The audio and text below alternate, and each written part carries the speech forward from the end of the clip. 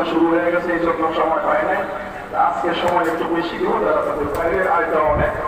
বাড়ির থেকে শুক্রবার দিন আদায় হয়েছে 17,565 টাকা।